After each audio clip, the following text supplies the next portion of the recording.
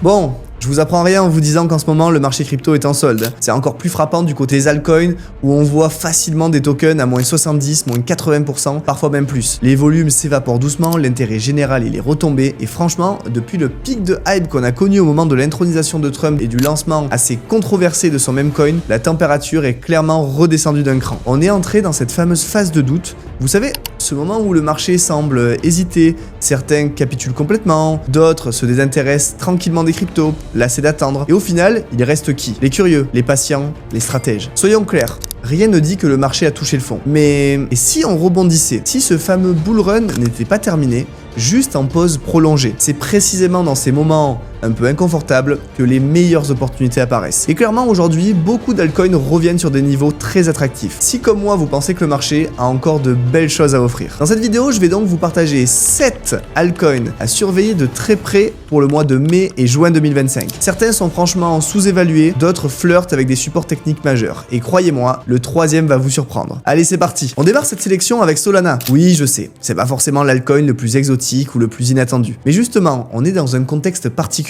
Et Sol est en train de se revenir gentiment sur des niveaux intéressants après une correction bien sévère. Si on jette un coup d'œil rapide à l'analyse technique, pas besoin de sortir le microscope. Solana revient de toucher le niveau des 110-120 $, une zone clé jouant le rôle de pivot depuis septembre 2023 et qui sert désormais de support. Tant qu'on reste au-dessus de cette zone, les probabilités de retour vers la TH sont élevées. Ça ne garantit rien, évidemment, mais ça rend le point d'entrée potentiellement attractif pour les traders à court terme, comme pour ceux qui veulent commencer à accumuler ou réaccumuler tranquillement. Et puis surtout, ce que j'aime avec Solana en ce moment, c'est ce cocktail étrange de hype institutionnel et d'activité communautaire. D'un côté, vous avez le fameux fonds Build de BlackRock, un fonds tokenisé qui permet aux institutionnels d'investir directement on-chain dans des actifs réels, les fameux RWA, pour toucher des rendements en dollars, et de l'autre, des rumeurs de plus en plus insistantes autour d'un événement ETF Sol qui pourrait voir le jour dès cette semaine. Et il ne faut pas oublier non plus les vagues répétées des shitcoins et memecoins en tout genre qui ont envahi l'écosystème. Alors oui, c'était chaotique, mais derrière ces projets parfois douteux, Solana s'est refait une jeunesse. Ça attire des devs sérieux, ça génère de l'activité, bref, l'écosystème respire encore très bien. En résumé,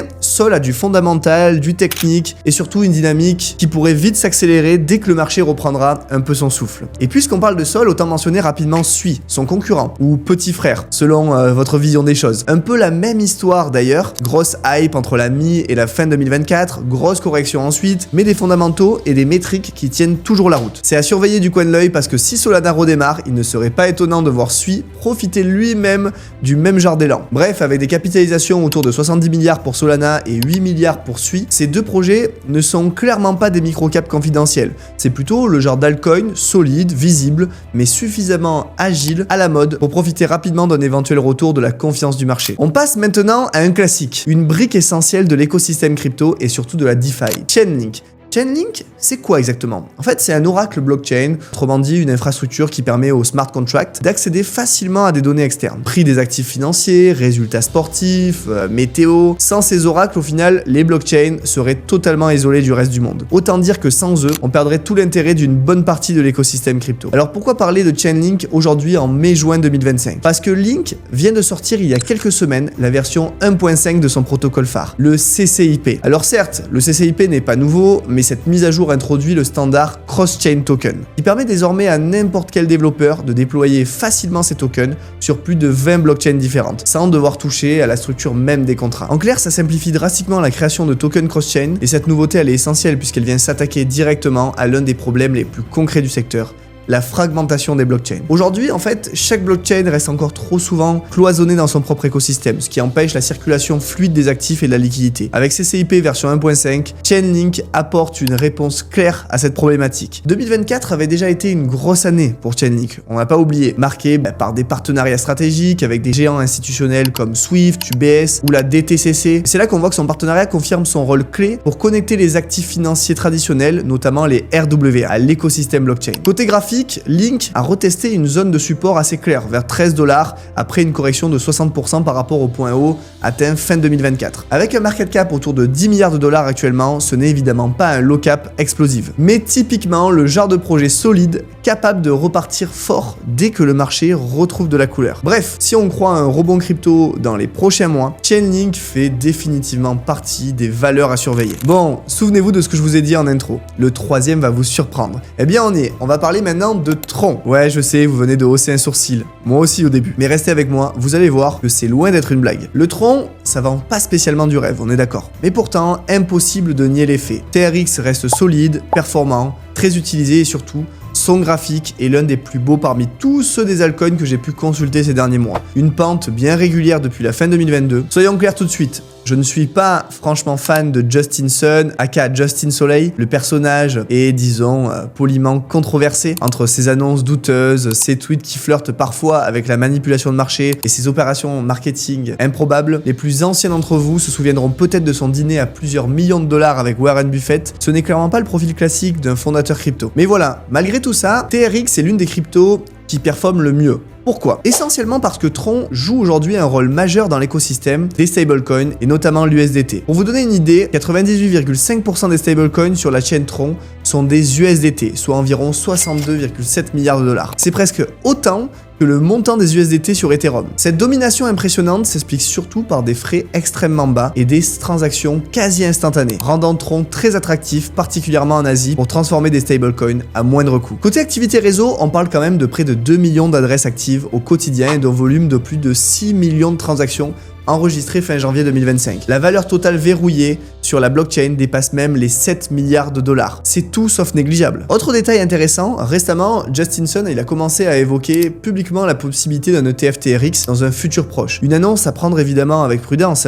Justin il est doué pour les annonces, mais si ça se confirme, l'intérêt institutionnel pourrait encore renforcer la dynamique haussière actuelle. Honnêtement, je n'ai toujours pas de grande conviction à long terme sur le TRX. Ce n'est clairement pas le genre de projet que je voudrais hold passivement pendant un bear market, mais soyons pragmatiques.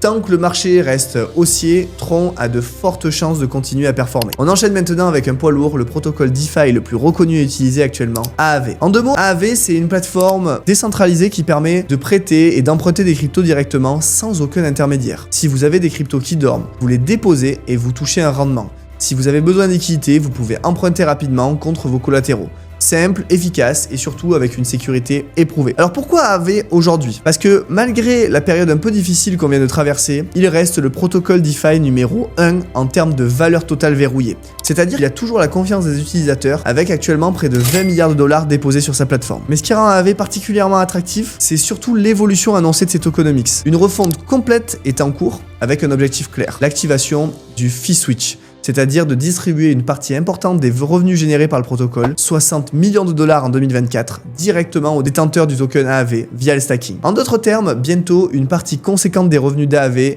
ira directement dans la poche de ceux qui stackent leur token, ce qui pourrait considérablement améliorer la rentabilité du stacking et attirer encore davantage de capitaux vers le protocole et le token. L'autre gros catalyseur pour le projet, c'est son stablecoin maison, le GHO. Alors certes, il reste encore loin derrière l'USDT ou l'USDC en termes de taille, mais il progresse vite et dépasse déjà les 200 millions de dollars en circulation. Et surtout, GHO génère un revenu très significatif pour le protocole. Selon Mark Zeller, chaque GHO emprunté sur le protocole génère un revenu équivalent à celui de 10 USDC. Sachant que le marché des stablecoins est actuellement l'un des secteurs les plus rentables de la crypto, se positionner sur ce marché n'est pas anodin. Sur le plan technique, AAV affiche une configuration graphique plutôt propre en ce moment. Avec un prix, bon, après s'être un petit peu emballé, il revient maintenant sur des supports intéressants. La zone des 100 à 200 dollars peut être intéressante à surveiller pour une potentielle accumulation. Bref, est-ce que c'est un trade court terme ou plutôt un investissement long terme? Probablement les deux. À court terme, la dynamique technique est bonne. En tout cas, tant que le marché ne repart pas trop violemment vers le sud, mais honnêtement, AAV fait à mon avis surtout partie de ces projets solides qui méritent une place à long terme dans un portefeuille crypto. On passe maintenant à la Reserve Protocol, un projet qui a bien changé depuis ses débuts, si vous vous souvenez du Reserve de 2020-2021. C'est encore un projet de stablecoin censé combattre l'inflation dans les pays émergents. Depuis, le projet, il a bien évolué. Reserve est devenu une plateforme qui permet de créer des DTF ou Decentralized Token Folios. C'est l'équivalent crypto des ETF traditionnels, des paniers d'actifs qu'on peut acheter en un seul token, entièrement collatéralisé, transparent et échangeable à tout moment. Prenez par exemple ETH+. Leur produit phare actuel, c'est un DTF qui offre une exposition diversifiée à 4 formes d'Ethereum stackées. En clair, vous détenez un seul token, mais vous êtes exposé à plusieurs protocoles de stacking, ce qui permet de lisser les risques tout en générant un rendement explosif. Et ça tourne le protocole à une TVL de plus de 250 millions de dollars et génère aujourd'hui plus de 7 millions de dollars de revenus annualisés. Preuve que le modèle séduit. Le token RCR, quant à lui, a désormais un vrai rôle. En le stackant, vous participez à la surcollatéralisation des DTF et vous touchez une partie des revenus générés. On est sur du 4 à 5% de rendement environ. environ, avec un délai d'unstacking de 2 semaines. Côté graphique, après un énorme pump de 150% en 24 heures, le 3 décembre dernier, le token est revenu dans une zone intéressante pour ceux qui cherchent à accumuler. C'est un actif, je dirais, très spéculatif, avec une forte volatilité, mais c'est aussi un projet bien pensé, bien exécuté, et clairement positionné sur un segment en croissance. Pour moi, c'est un dossier à suivre de près, surtout si vous aimez les opportunités un peu plus nerveuses. On arrive maintenant sur mes 2 low cap. Ces projets à petite capitalisation, mais au potentiel explosif si le marché reprend. Et le premier, c'est BeFi Finance, avec son token natif BeFi, avec une capitalisation autour de 15 millions de dollars. Clairement, c'est un dossier qu'on pourrait qualifier de deep value,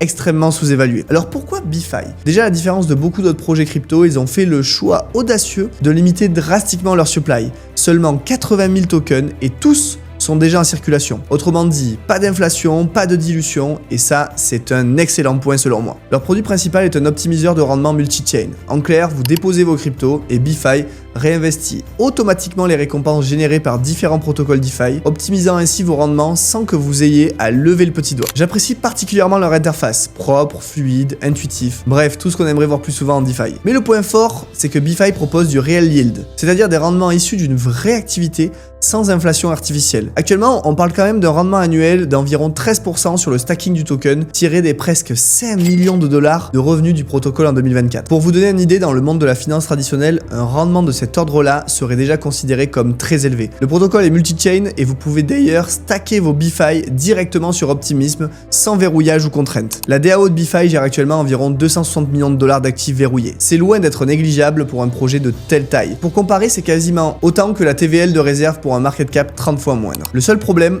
c'est le graphique. Soyons honnêtes, il fait un peu peur. La cassure en février du support des 300 $ qui tenait depuis près de 3 ans n'est techniquement pas très encourageante, mais BeFi, c'est comme, je vous le disais, un pari sur la deep value à accumuler quand personne ne regarde, mais qui pourrait bien performer en cas de retour d'une DeFi season et qui, en attendant, paye avec du rendement réel. Bref, BeFi, c'est un dossier très solide côté fondamentaux, très spéculatif côté graphique, mais clairement à surveiller pour ceux qui aiment chasser des pépites un peu sous-évaluées. Le deuxième low cap de cette sélection, c'est Paraswap, un projet dont le market cap oscille autour de 30 millions de dollars que je suis depuis longtemps et qui pourrait bientôt revenir sur le devant de la scène. Pour vous restituer rapidement, Paraswap est un agrégateur de DEX. Son rôle, c'est de trouver le meilleur taux possible quand vous swappez des tokens en DeFi, en comparant automatiquement les prix sur plusieurs plateformes. Aujourd'hui, Paraswap représente environ 10% de part de marché sur le secteur très concurrentiel des agrégateurs. Alors oui, ils avaient un peu raté leur airdrop à l'époque, c'était fin 2021, avec un système de distribution jugé injuste par une partie de la communauté. Mais malgré ça, ils ont continué à développer leurs produits et aujourd'hui, quelque chose se prépare. La team tease depuis plusieurs mois une mise à jour majeure baptisée Project Miro, qui devrait amener Paraswap au-delà de la simple agrégation de swap. L'idée, créer une vraie suite de trading décentralisé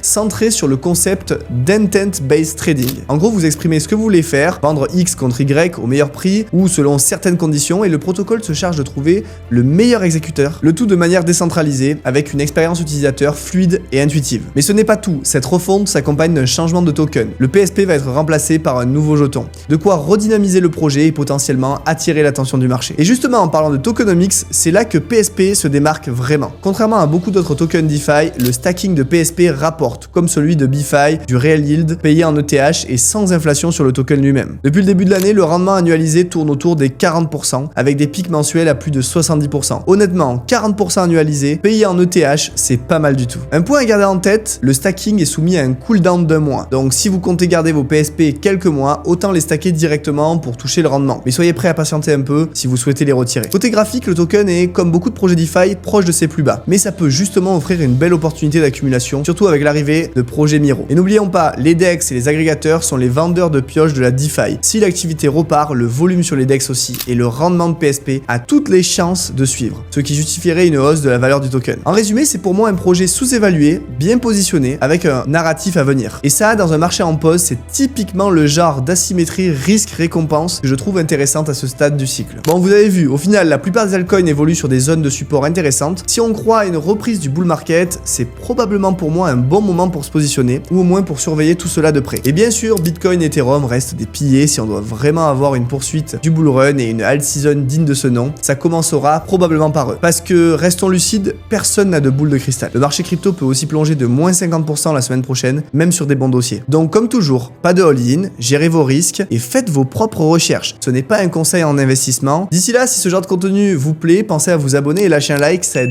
beaucoup la chaîne à grandir. Et si vous voulez aller plus loin, rejoignez mon groupe groupe Telegram privé où je vous partage toutes les actualités à connaître pour investir en crypto correctement et où on vous accompagne avec toute l'équipe derrière Thibaut Crypto. Comme toujours, je suis curieux d'avoir vos retours en commentaire. Quels altcoins vous gardez à l'œil ce mois-ci? On se retrouve très vite pour la suite.